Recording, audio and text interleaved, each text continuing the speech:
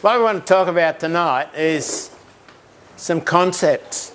I was asked to do some coaching for the fleet to try and improve the Sydney fleet level. I said it's really hard to coach a mob of boats because nobody really gets anything out of it. You get a wash and people take videos and you look at them, but you don't learn a lot. What you need to do is somebody to yell out to you when you're out there, your jib's over trim, just ease it a little bit, and all of a sudden the boat takes off.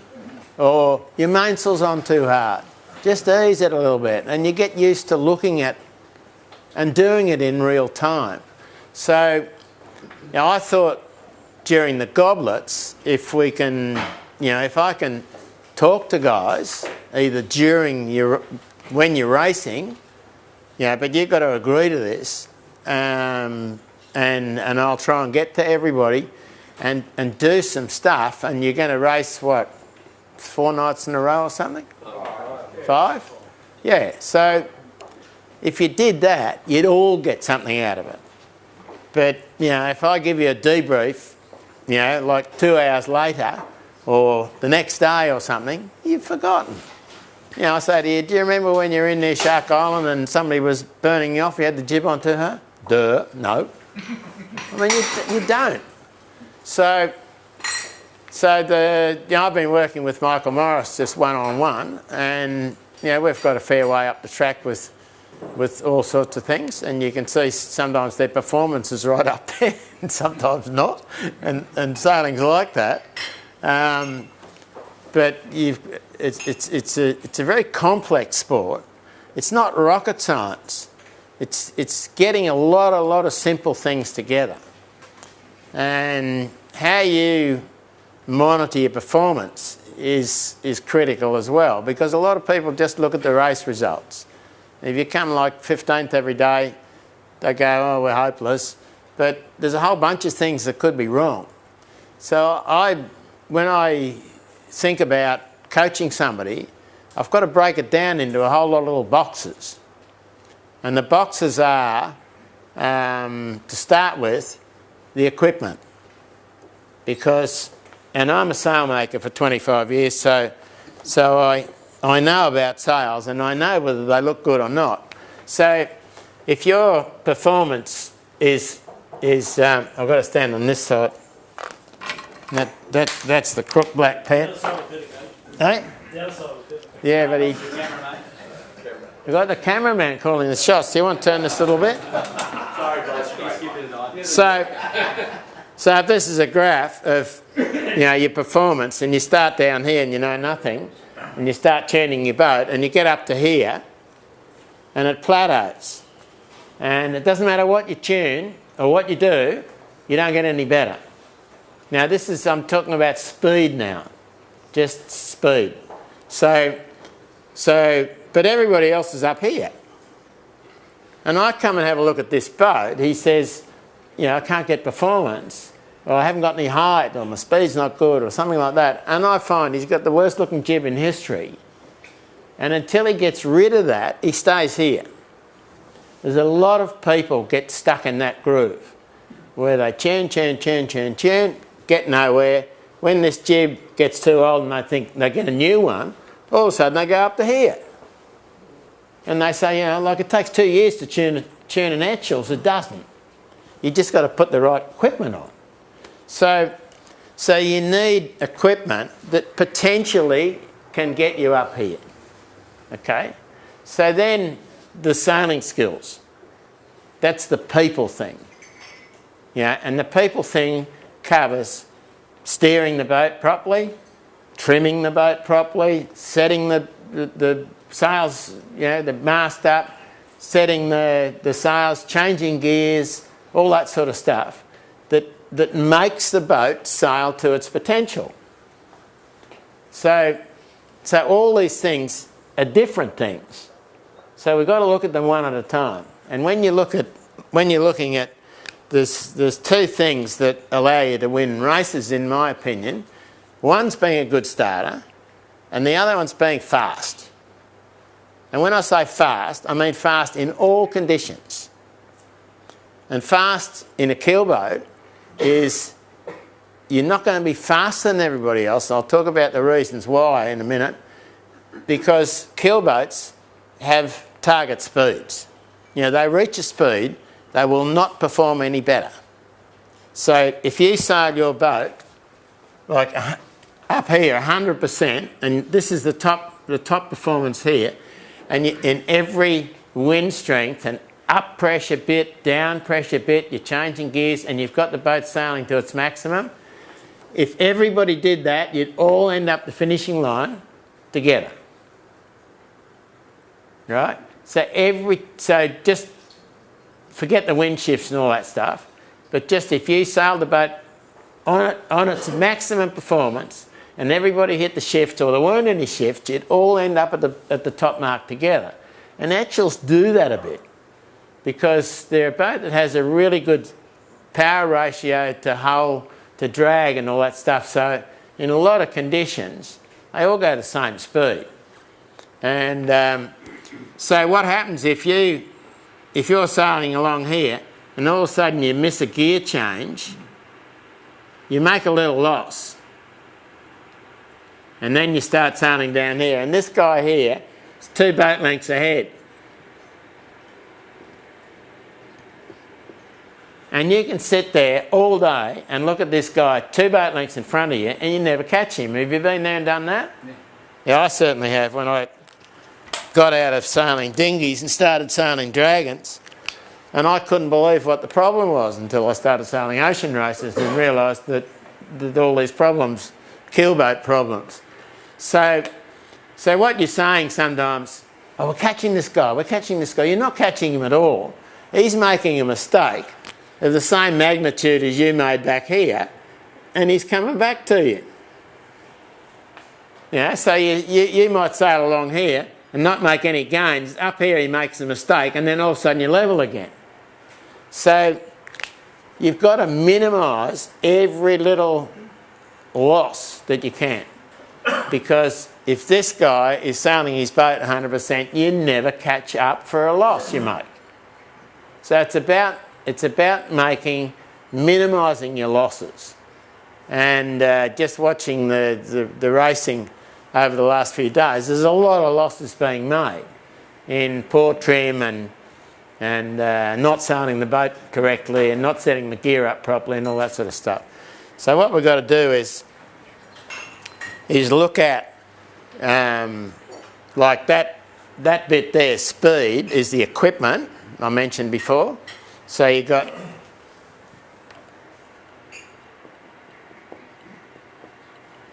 equipment.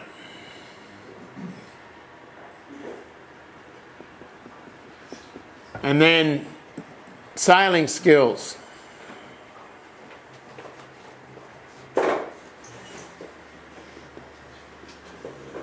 Is people. How many crews are here today? How many skippers? There's a lot more skippers than crews. And this is a problem. Like, we need to have 3 people racing these boats. And it shouldn't be up to the skipper to know everything. The crews have got to know this stuff as well. So Skippers just think they know. yeah, well, you've got to think you know, don't you? If you've got 2 guys that don't know anything, you've got to be good.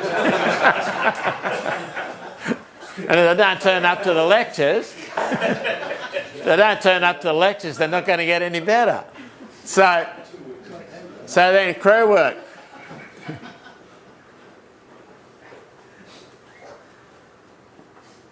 Crew work. So I saw some big losses in crew work on Saturday.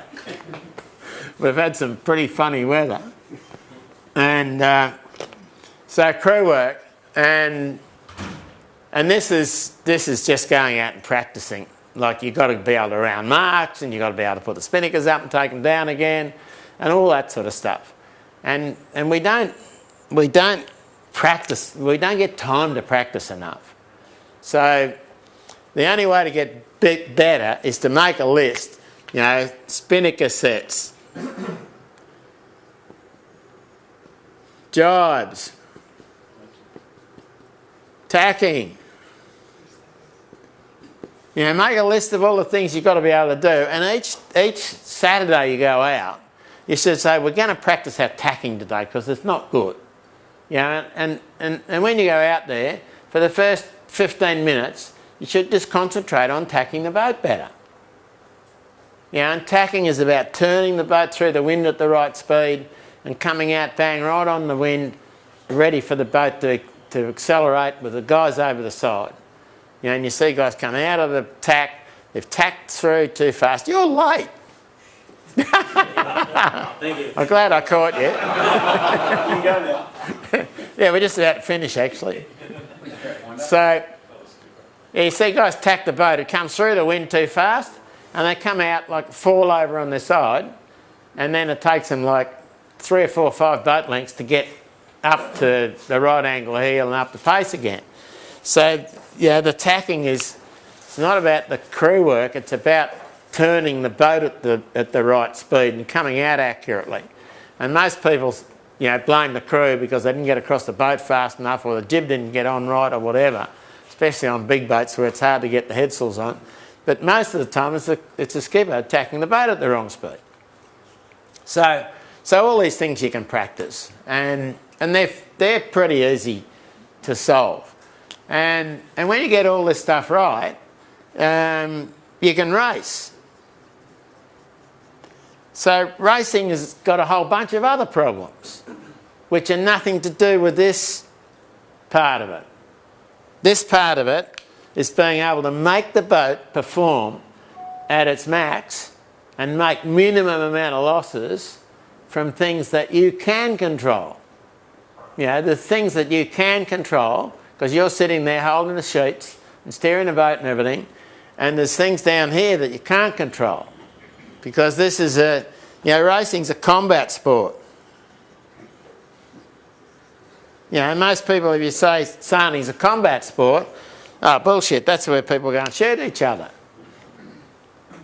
Hello? That's what you're out there every day. You're trying to, you know, pit your skills against somebody else. And I saw Dougie and, who was the 250 guy? Matt Whitnell. Yeah, Matty Whitnell. We're really getting stuck into each other all the way up one work. Yesterday, they were having a good duel. No quarter at all.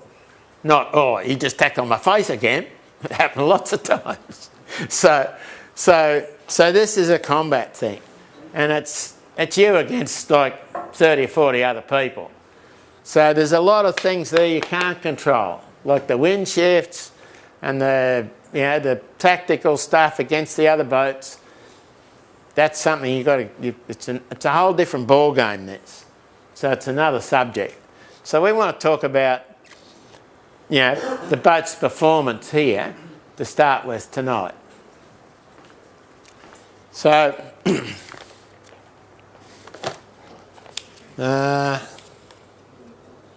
Right, we're getting up there. Okay, the setting up the mast. It should not be a mystery at all, but it always seems to be a mystery to a lot of people. And the tuning guides you get are made by, they're put together by sailmakers and mostly sailmakers, because they want you to put their sails on and go fast. So they're trying to eliminate the guesswork and feed to you the information that they've gained from the good sails that use their sails. Like if you're a sailmaker, the best thing you can have is the world champion using your sails, because he goes and does all the research and development for you. And you go out and help. He comes back and says, oh, the headsail's a bit flat. No, I'll make a new one. How's this? Yeah, that's great. So all of a sudden you've got a new model sail that works and has been tested by somebody that knows what they're doing and has good results. So the testing of sails and stuff, leave it to the experts. And when you get a sail, you should get one the same as the guy who won the World Championships using. You know, and don't even think about trying to evaluate them. You want to set the boat up to the tuning guides, because they've sussed out the rakes and, you know, shroud tensions and all that sort of stuff.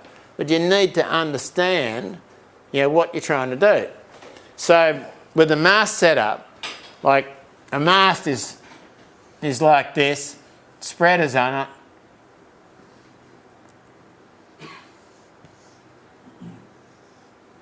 It's this simple.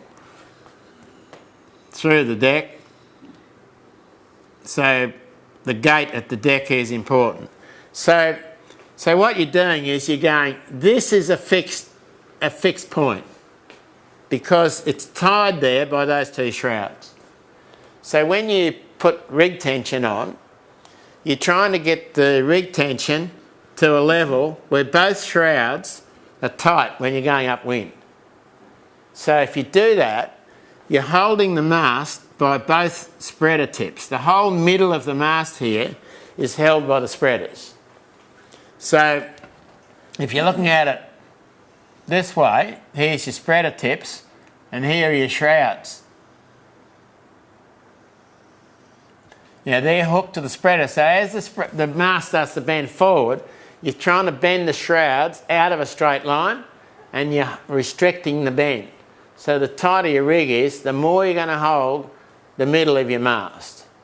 Okay? So the spreaders these days, they seem to be locked off pretty well.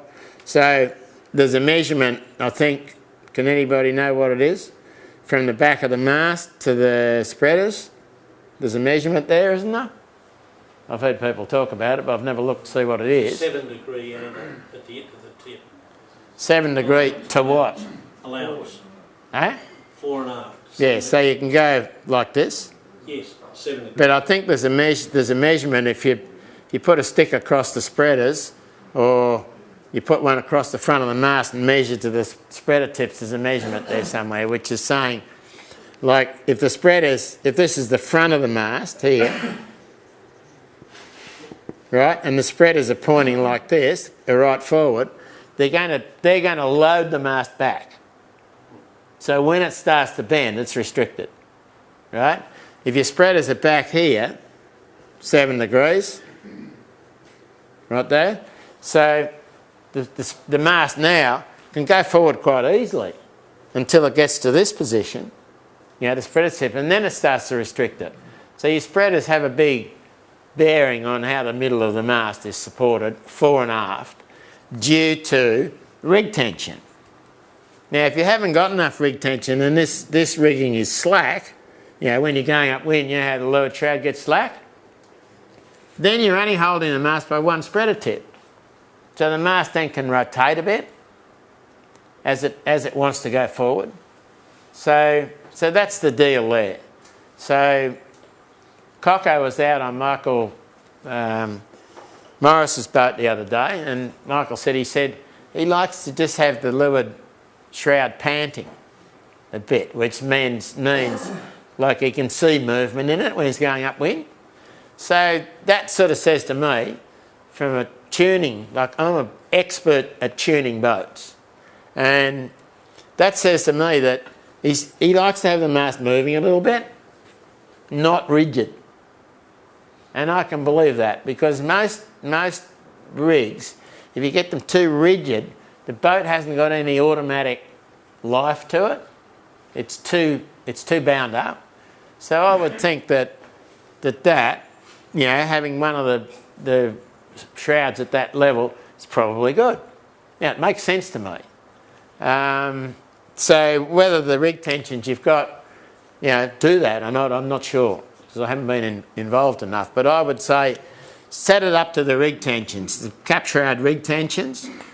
Then the lowers are controlling this point sideways. Okay? And you've got to think, if... I've lost the pens already. I haven't even nicked them yet. If you say this is the windward side, so the wind's coming from here. If you tighten the lowers on the windward side, it pulls the mast up this way, right, in the middle. this is anchored here still, so the mast does this. Always think in exaggerated terms. Right, so it goes to windward.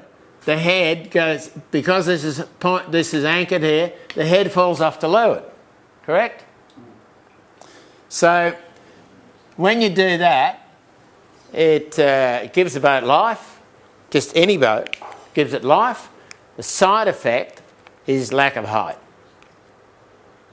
All right, so if you had your mast set up a bit like this on Saturday last week when it was blowing like hell, the boat would feel great. And because it's that windy, your height's usually not a problem anyway, but the speed through the water is, and the gust response is important. So having the mast in this mode wouldn't be bad at all. But you wouldn't want it on a moderate day, because this tends to, I don't want to get colours right, this tends to twist the mainsail. Because the masthead's moved over to here, it sort of increases the twist in the mainsail, and it doesn't matter how hard you sheet, you're not going to be able to make the main stand up properly. But then you don't want it to either. So both of these things sort of help strong wind and gusts. So in light air, go the opposite way, this is what happens. You're trying to let the mast go down to leeward like this, so the mast now is up here. So when this, it's really not twisted at all. It's de-twisted. So you have really good control over how much twist you're carrying, and it's really good to get power and height. And the thing that the red setup does, when you sheet the sail on, you don't have to sheet it very hard to get it to come up, get the leech to stand. And this is what we're trying to do. In light air, we're trying to get the leech to stand, and we're trying to have depth in the sail. So if you've got the mast doing this, and you've got to sheet the sail on hard to get the leech up, you start to bend the mast and you start pulling the depth out before the leech comes up. With this one up here, the leech comes up quickly because the mast's already hooked to windward and got the leech up there, so it stands up under less sheet pressure, so you end up with nice depth there. So can you see that? So it's that simple. So set these. I saw somebody last Saturday checking with a loose gauge a shroud that was like this. It was that slack. What reading do you get there, Dougie? You get minus? And I went, I can't really see that's good. But I've seen other guys. I've seen the Star guys. They have a mark on the shroud here, and they measure it to the mast. They pull the slack in, and measure it to the mast, which makes a lot of sense to me, because like a loose gauge is only measuring tension. When you've got tension there, but like if you pull it on and it's slack, it just takes the slack up, and then it measures whatever's there when it's taken it up. So it doesn't really make sense to me. So, I reckon you've got to, and the other thing is to eyeball the mast. Like this is the best way to do it. You've got to get down under the track, get under the gooseneck, look up the thing, and get good at judging how far it's sagging down to leeward or how far it's coming up to weather. And generally, the straight mast in windier stuff is probably still the best. In a boat like an Etchell, with a Star it's different because you've got such a big mainsail. But with an Etchell, probably straight's good when it's windy. Probably a little bit to windward if it's really wonky. What do you think about that, Dougie? Yeah. I think everybody'd the top guys would agree. How can you get it to windward on both tacks? You just have these. You've just got to have these just have them tight, so that the slack you get in the shroud lets the mast. You never get the thing so it's bar tight. When you tack over, the mast always wants to move one way a little bit. So, but a good question. And you've got to, like when you're trying to get it to do that, sometimes you get both shrouds, both lowers really tight, and you've got to slack a couple of turns off the caps to get it to bend out. But I think generally straight is good when it's windy, and twist the sail by easing sheet. We'll talk about that in a minute, because that does the same thing, but it makes the mid-leach stand up and keeps your height there. Like, it's no good being in windy. You still need to be high, and you need to have good speed. So, and we'll talk about that in a minute. So, is there any questions about that? With the Americans having their spreaders rack, you've seen the arrangement the Americans do where their spreaders rack inside the bracket, so supposedly downwind they can toss the rig further over the front. I think the Stars might do it. Yeah, the Stars do it. Heaps. What's your view on all that? You're trying to obviously get the spreading. It doesn't matter. Yeah, if your spreaders are locked, so when they come, see all the load on the spreaders here is, when the mast bends like that, it's all backwards. It's all backwards. So as long as they lock when they come back, that controls the middle of the mast. And what the Stars do, I coached B-show for years, when they're going downwind, their spreaders actually go right forward like this. Because the mast goes over the bow, and the spreaders, they actually go whoop like this, because then the mainsail can go out further. You don't end up with the spreaders sticking into the mainsail. Not only does it let the rake go forward, but it lets the mainsail set up properly. Where's the front of the boat? Yeah, the front of the boat is here.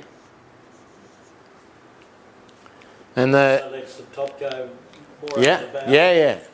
That's the whole thing go over the bow. Yeah. Like they would go upwind. John Bertram does that in the etches. Yeah, well, anybody that knows about keelboats know that they go better with the mast over the bow. The Stars have theirs forward like that, and this is the bow. Like, that'd be minimum. They have it really forward, hanging over the bow like this. And they do funny things flying their jib, and they can adjust the forestay to get it in the right place and everything. But that's how they do it. And the spreaders are forward like this, because then when the rate goes forward, it doesn't tighten the shrouds up. It just lets it go forward. And the most exciting part of star sailing is when they're going downwind in about 20 knots, and they get to the bottom when they have to come on the wind. And they basically just turn the boat up and start shooting on, and at some stage the spreaders go like this into the back position, and the whole mast goes whoop. And if you don't do it quite at the right time, like the mast just can go clean over the front and bust off, at the spreaders and stuff. We have to fix our spreaders. There's a tolerance, I think, yeah, for perpendicular, but they have to be fixed. yeah. So No, that's not true. okay, here we go. 7-degree angle. John Bertram does it, and other people. Yeah. So there They have is to be fixed. a 7-degree tolerance. No, it's not spread, it's 5 degrees, it's a measurement. All right. Yeah, it is, which equals 7 degrees. It's like 30 or 40 mil, it's quite Yeah. wide. Maximum. Yeah. You can maximum. If it equals 7 degrees, doesn't it? It equals 7 degrees. Well, it might be, Yeah. but the rule book talks about measurement. Yeah. So you need to know the rules, accurately, and know that you can do these things, because having them go forward when you go downwind is an advantage. And the old dragons, I raced dragons for years, and because they got runners and stuff, and you can get them like laying over the bow like a star. And I raced fractional rig ocean races for a long while, and when you didn't have any control with runners on, and we used to just let the thing go over the bow like this, and we were running back from Flinders Island one morning, and Bob Fraser used to race us all the time in a sister ship, and we just used to hammer each other the whole time. And I came up on deck, I got woken up, And somebody said, like, Fraser's has been catching us for the last hour. And I said, why didn't you wake me up earlier? And I got up and I went, you haven't got the rake in. Like, you haven't got the rake over. Somebody's forgotten to do it in the dark and nobody had noticed. And we put the rake in and never took another metre out of us. So it makes a big difference. And in Dragons, where they were really close, when I was racing them, they were just like the Etchells. There were 30 of them here, and you knew if you were had something wrong because you just got hammered. So all these things do make a difference, but really small things they are, really small things. Okay, the big things is get this set up sideways right and have somebody who can eyeball it and say, yeah, that is 3 mil to leeward. And I think that's about probably the max that you get to leeward when you're setting up for moderate air.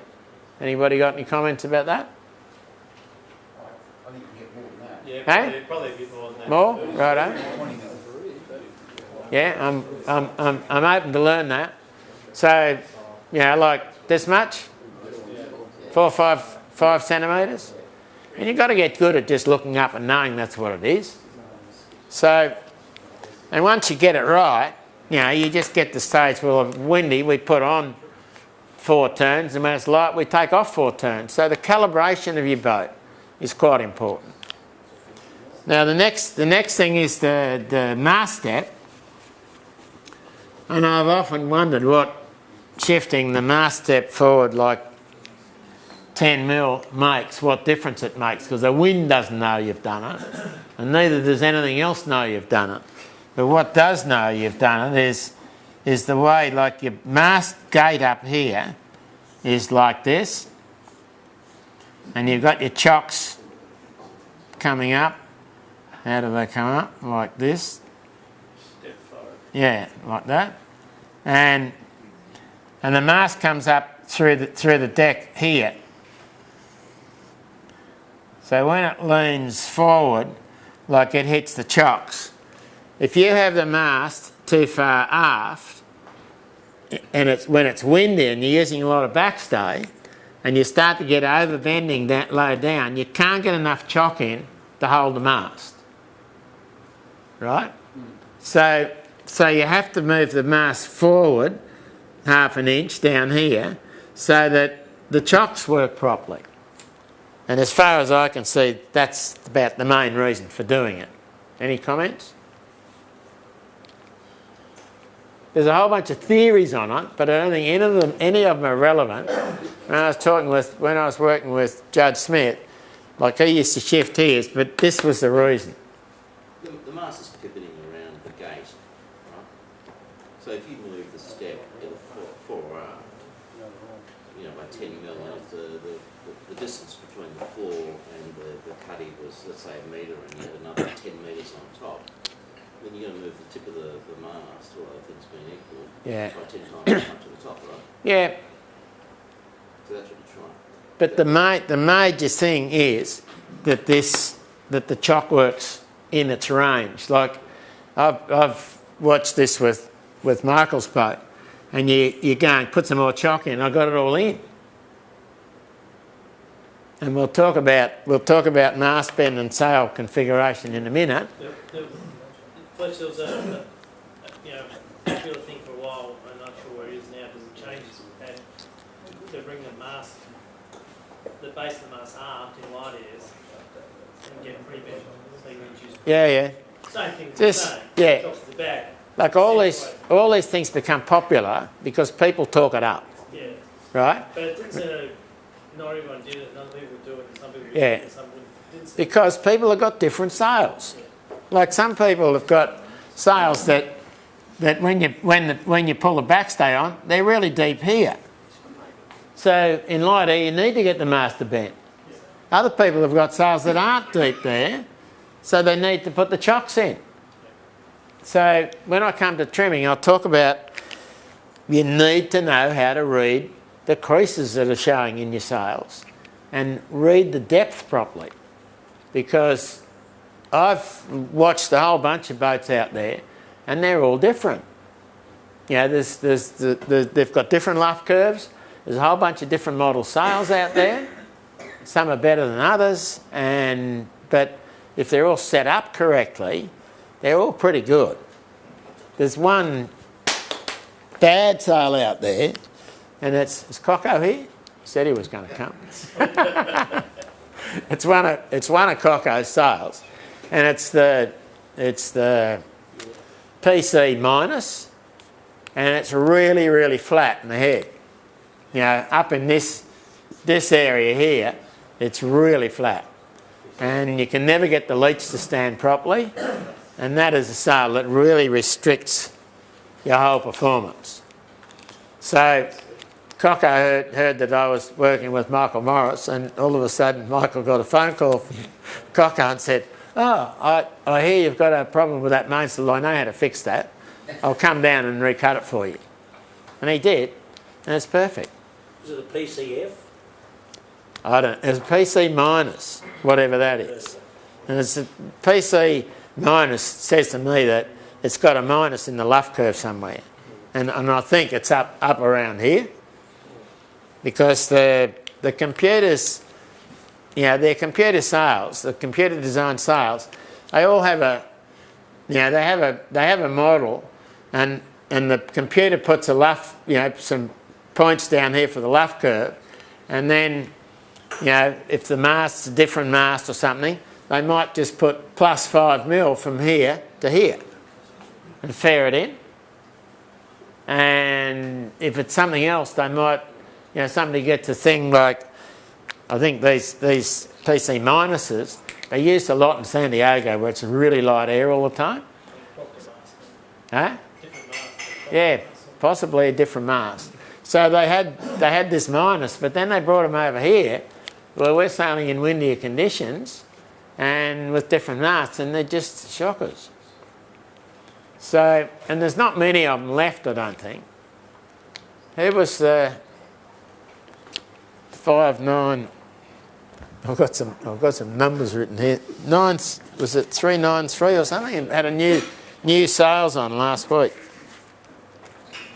Who was that? Who had new sales on last week? Anybody here? Eh?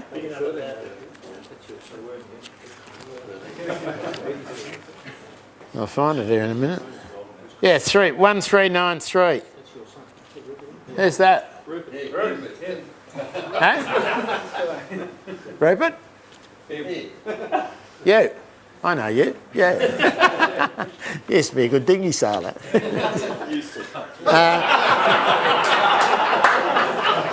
He's not a bad keelboat sailor now. I know you too, Fletch.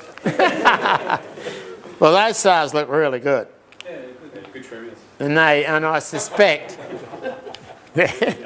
possibly too, I suspect that they're the same model that Tom King used in the Worlds. Does that be right? That's actually Doyle mainsail. Huh? That was a Doyle mainsail we had on the Saturday. Oh, was that? Judd Smith's, yeah. Oh, righto. Oh. Lucky Coco wasn't here. I thought it was a North. Hey? Is it, what do you call these all-purpose San Diego? Yeah. That is a bloody good sail. Yeah. Like I did some work with Mark Johnson up at Newcastle when they had the state championships up there last year or the year before, or something about 18 months ago. And Condy was sailing with him. He said, "Can you come up and help us sort the new sails out?" And I went out, and this sail was the best looking sail I've ever seen in my life. It was one of those things, geez, I wish I'd made that. I would have been really happy with it. And sailmakers being their worst enemies, like Judd came over and I worked with him through the Worlds here, and he had some new models and they were nowhere near as good as this other one. And eventually, after going through them, we ended up back with that model mainsail. And it just has really nice depth distribution and it sets up well. So we'll talk about that in a minute. So the mast thing,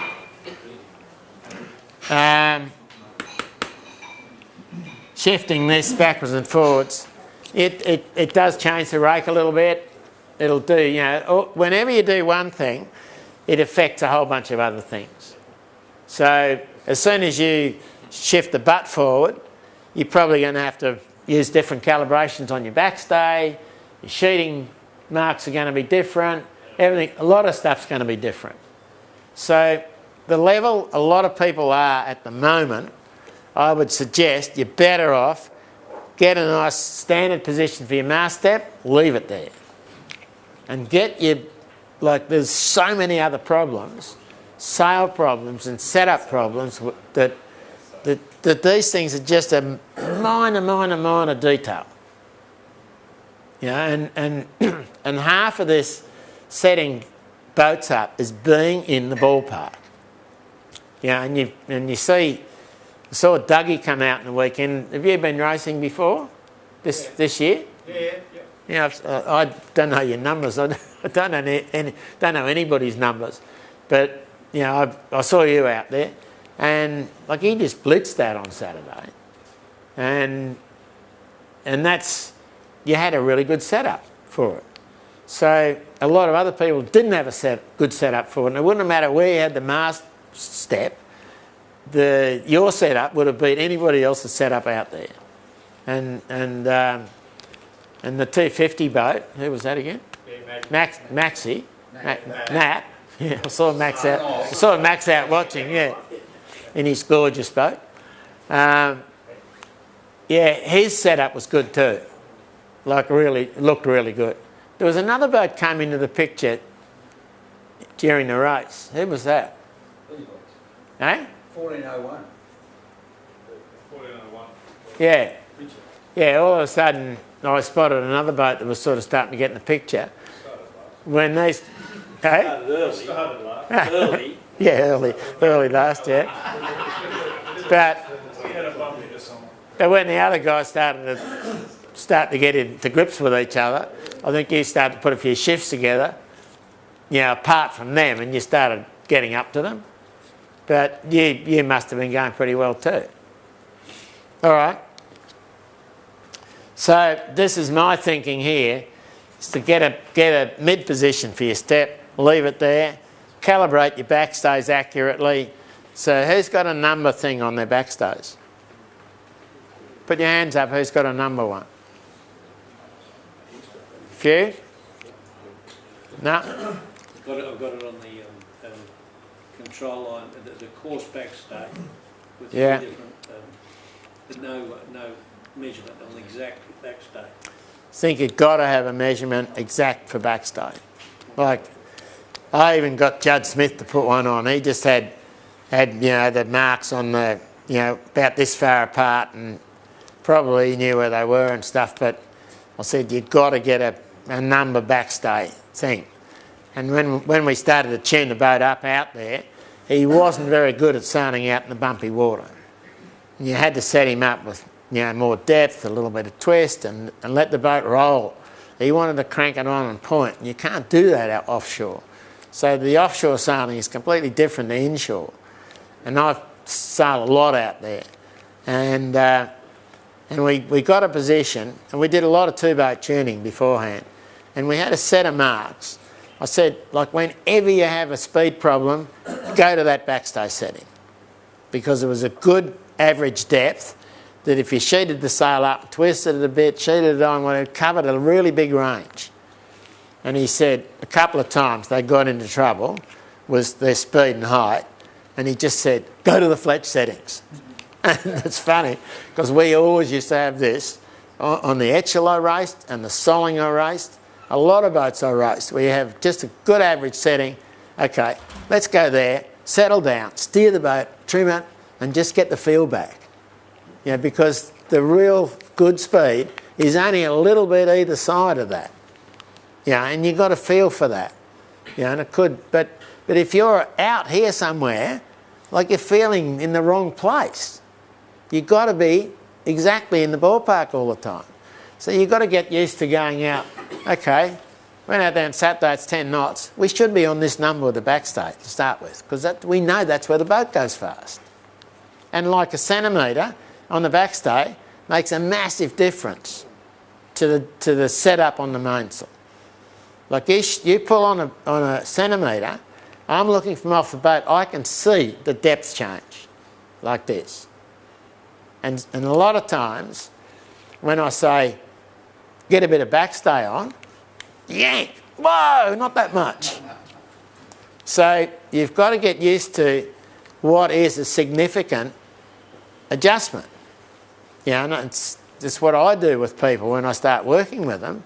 And I can, I'm driving alongside, I can look at the backstay and go like, they're not even in the ballpark. So these things, they're easier to see from where I'm looking than where you're looking. But you've got to get good at seeing it from on the boat. And this is why it's a bit of a waste of time looking at videos of yourself sailing. Like, you don't drive along in a powerboat behind you when you're sailing. So I've got some pictures that I'll show you later on, which are from off the boat, but all it is demonstrating the difference in some of the trim systems. Fletch, what did you think the biggest differences were between setting the boat up inshore and offshore in the Etchells? When you're working with Judd, what were the... I know what they are. Yeah, when you get offshore, it doesn't matter whether it's an Etchell or an ocean race or anything. And I've done hundreds of thousands of miles out there sailing ocean races and a lot of Etchell stuff. So you've got to sail a boat more on the jib out there, because the jib is the most efficient sail on the boat. So if it's windy and it's rough, you've got to work on the main so that it's not knocking the boat over, it's twisted properly, the depths have to be exactly right, and you can't sail really high groove on the jib. You've got to have the jib working just a little bit high, but pulling the boat through the water. The boat sets the speed up. And if you're getting an ocean racer that's got, VMG instruments and all that stuff, like it says your VMG's down. If you've got target speeds and there's, say, a 40-footer out there, you've got to sail them like 0.3 or 4 of a knot over the targets in the sea, because it gives you a nice motion through the sea. Your speed's enough that you can roll the boat 3 seas, you can steer it over the sea, it's just right. Whereas you try and sail it with the gear on hard, like you do in the harbour, and make it point, which is good for VMG, then you hit a wave and the boat stops, it won't accelerate again. So you end up with a whole bunch of little high VMG points and a whole bunch of low VMG points. And what you're trying to do is average it out so you're sort of halfway in between the high and the lows. So your overall VMG is up. And if you two-boat tune out there, like the boat that's rolling, because you've got speed there, your keel works better. And generally your height's better. Summarise that, would you say, their point would be, say, more powered up, but twist off your main a bit more offshore? You've got to get more power in the jib and less mainsail. So I'll go... powering your jib, Yeah. so deeping the main. I'll go into this in a minute, just when we talk about how to sail boats to target speeds and stuff. Okay, so we all happy here? When I work with people, I have a look around, and the thing I've got to do is fix the biggest problem first, because that's going to make you improve a lot. Yeah, and if your boat's set up pretty much as a tuning guide, and we can get the sail settings better and the boat's speed through the water and the changing gears better, that's going to make you improve to hell. More than shifting the mast backwards and forwards 10 mil. Okay? Most of us wouldn't know the difference whether it was forward or back. Like Judd Smith probably might. And, the top guys probably might, because they can feel it. But we're not looking at that level, I can guarantee you. So we're done with masts. You're not putting in second grade, Eh? You're not putting in second grade, I'm saying. No, you just got to, if you want to learn, yeah, you're right, whoever said that, you're right. I spent the last 30 years working with Olympic medalists and elite sailors. And when I'm overseas, I'm over there for like 3 or 4 months a year, I never see anybody sail that's not a gold medalist or a world champion or ex-world champion. So, at the Tornadoes I've been coaching for the last 12 years, like we had 4 boats that trained with us all the time. The Greeks, they were European, world, and in the top 4 or 5 in every major regatta. And Roland Gabler, who was a German, who was an several times world champion, and the Poms joined us. But those 4 boats did all our training and all our sail testing, because when we made new sails, we could put them on and we'd say to them, we all work together, we say, right, you put your best sails on, the ones that you used in the Worlds like a month ago, and we've got this new main we're going to test. I tell you, they sailed their boats so accurately that you could, in 10 minutes, you knew pretty much whether you were on the pace with this mainsail, whether it was as good as normal or whether it was going to be better. If it was better, sometimes it took a day to get it up and down through the range a bit and find out, whether it was really good. But sailing against these guys, you knew exactly whether it was good. I was asked to go out a few years ago when the Englings were in the Olympics to watch some sailing between 2 Englings, and they were looking at jibs to see which was the best jib, and they wanted to get me out there to have a look and get my opinion. And I had a look for about an hour. I said, you're just wasting your time. Like, neither of those boats are being sailed accurately enough to know whether the jib's any good or not. So come and ask me to have a look when they're sailing the boats accurately. I mean, that's what we're talking about. Up to that point, we might be a hero in our pond, but our pond might be slow. We all might be slow. So, what I mean? Yeah, on an international basis, you might... I'm not saying you're all a bunch of dunces, No. but I'm looking across